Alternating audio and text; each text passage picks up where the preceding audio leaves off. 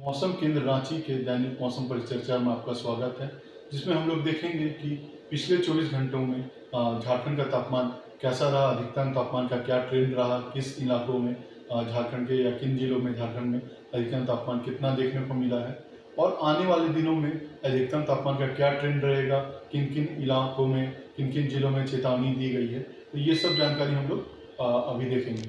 तो आप पीछे मेरे जो मानचित्र देख रहे हैं और मैप देख रहे हैं, उसमें आप देखिएगा कि कुछ इलाके हैं जो गहरे लाल रंग से अंकित किए गए हैं और कुछ इलाके हैं जो हल्के लाल रंग से हैं और कुछ है जो मीडियम हल्के लाल रंग के हैं। तो जो गहरे लाल रंग के जो इलाके हैं वो ये दर्शा रहे हैं कि यहाँ तापमान जो पारा है वो 40 से ऊपर गया है और काफ़ी गर्मी देखने को मिली है, जिसमें आप देख रहे हैं कि संथाल का एरिया है जिसमें साहिबगंज में 41 डिग्री का पारा है, गोड्डा में 43.5 डिग्री का पारा है, पाकुड़ में 43.3 डिग्री का पारा है, देवघर में 41.4 डिग्री का पारा है, जामतारा में 41.9 डिग्री का पारा है। तो काफ़ी ज़्यादा टेम्परेचर देखने को मिल रहा है, 40 से ऊपर टेम्परेचर देखने को मिल रहा है। और बात करें कि कोल्हान में, तो कोल्हान में पारा और भी बढ़ा हुआ दिख रहा है, जिसमें सरायकेला में आप देख रहे हैं 44.8 डिग्री सेल्सियस पारा रिकॉर्ड किया गया है। और जमशेदपुर जो सिटी की बात की जाए तो वहाँ 42.6 डिग्री है की बात की जाए, और अगर बहरागोड़ा की बात की जाए तो वहाँ पे 43 डिग्री पारा रिकॉर्ड किया गया। उसी तरह से पश्चिमी सिंहभूम की बात करें तो चाईबासा में 42.9 डिग्री और अगर बात किया जाए तो जगन्नाथपुर में 41.9 डिग्री सेल्सियस पारा रिकॉर्ड किया गया है।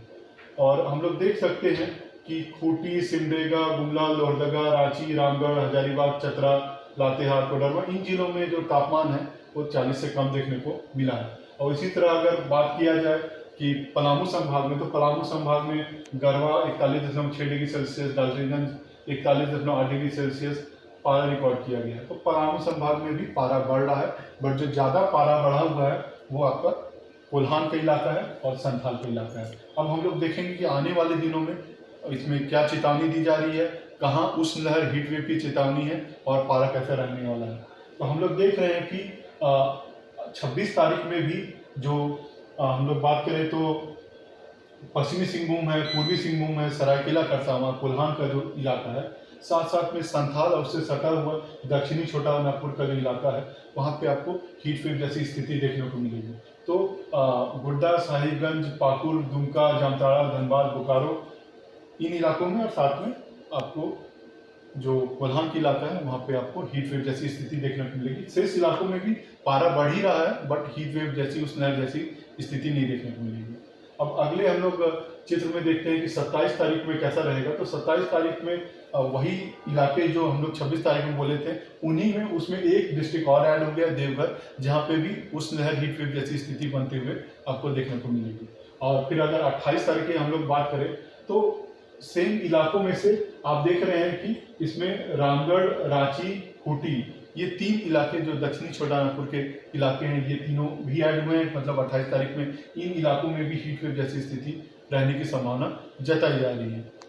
अब आगे के बारे में हम लोग बात करते हैं तो 29 और 30 में जो इलाके हैं उसमें से थोड़ा सा और ऐड करते हुए जो पलामू संभाग के गढ़वा और पलामू जो जिले हैं वहाँ पे भी हीट वेव की स्थिति रहने वाली। शेष इलाकों में भी पारा अच्छा खासा ही रहेगा, पारा ज़्यादा ही रहेगा, बट हीट वेव उस लहर जैसी स्थिति नहीं देखने को मिलेगी। तो इसको देखते हुए लोगों से हम लोग की अपील है, काफ़ी एहतियात बरतें आप लोग और सावधानी से रहें। हाइड्रेशन बहुत ज़रूरी है।